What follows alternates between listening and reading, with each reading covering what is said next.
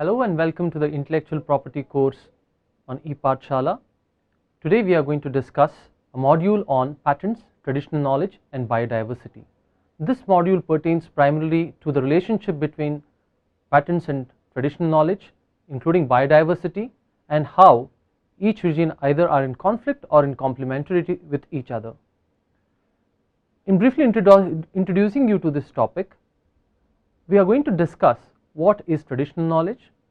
We are going to discuss primarily some of the terms and some of the definitional ambiguities in traditional knowledge, along with associated genetic resources. We are going to discuss certain international measures in protecting biodiversity and traditional knowledge, primarily through the Convention on Biological Diversity and the recently concluded Nagoya Protocol. We are going to discuss the most contested TRIPS CBD relationship and how Article 27 of the TRIPS agreement requires patents to be granted on life forms. At the same time, there are certain exclusions that can be provided. Furthermore, Article 27 also requires review of the particular provision. We are going to discuss all of it in this particular course module. Some of the measures that India has taken to protect traditional knowledge, including associated biodiversity, and how both in terms of positive and misappropriation or prevention of misappropriation regimes are structured in India. We are going to study some legal frameworks. In this, we are going to study if a national legislation on protecting TK is essential and what are the steps taken by India, how other legislations like geographical indications or common law customary practices relating to secrecy, common law regimes like passing off can help to protect traditional knowledge to a certain extent and certain aspects of traditional knowledge. There are also measures within the patent system which allow interested people in preventing misappropriation of traditional knowledge by requiring disclosure. Also, we will discuss what are the key provisions in India's National Biodiversity Act and some certain measures taken by India relating to database protection through the Traditional Knowledge Digital Library. Now, what is traditional knowledge? Primarily, there is no structured definition of traditional knowledge, and as we are going to see in our next slide, this definition is ridden with ambiguity, but it is necessary to see what might constitute the important ingredients of traditional knowledge. Generally, it is understood as some essential piece of knowledge that is transmitted from generations to generations, or what is also called as intergeneration equity. It is constantly evolving, it is not static in nature, it is quite dynamic in that every generation or subsequent generations are free to evolve it and evolve the knowledge.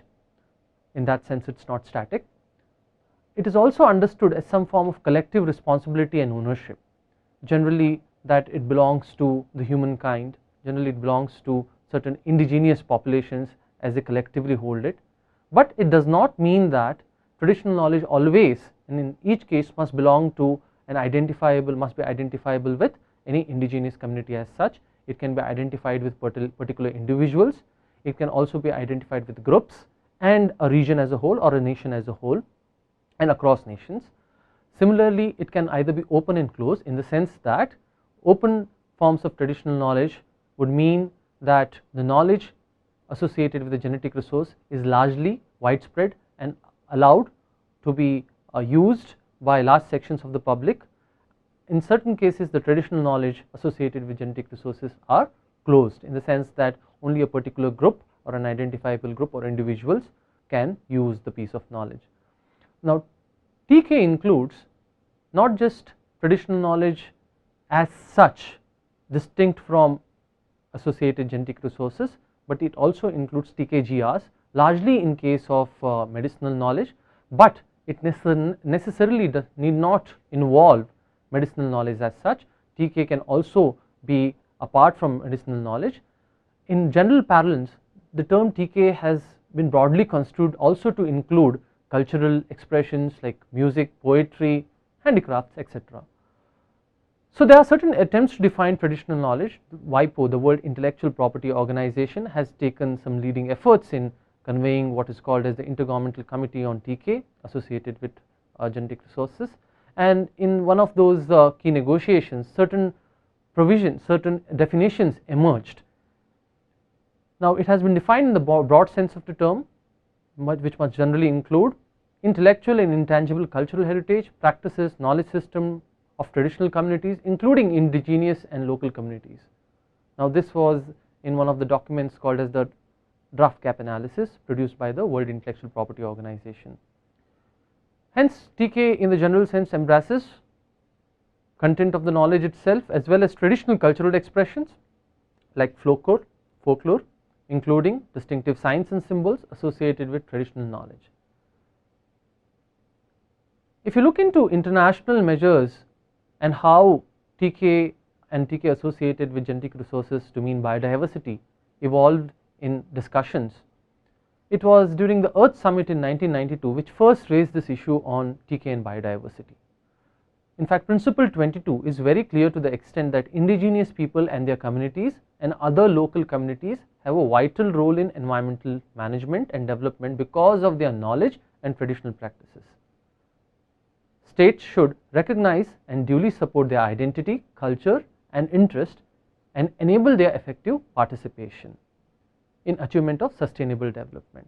Now, if you understand the import of this definition, it clearly does not use the word traditional knowledge as such, but it uses the word their knowledge and traditional practices and identifies it with indigenous people. Now, it is important to note that the CBD, Convention on Biological Diversity, and Principle 22 clearly relates all of this towards protection and achievement of sustainable development, protection of environment and achievement of sustainable development.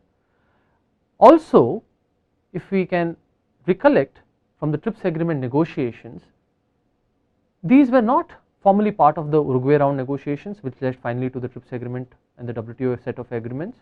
However, post the TRIPS agreement, these became part of the discussions on Committee on Trade and Environment.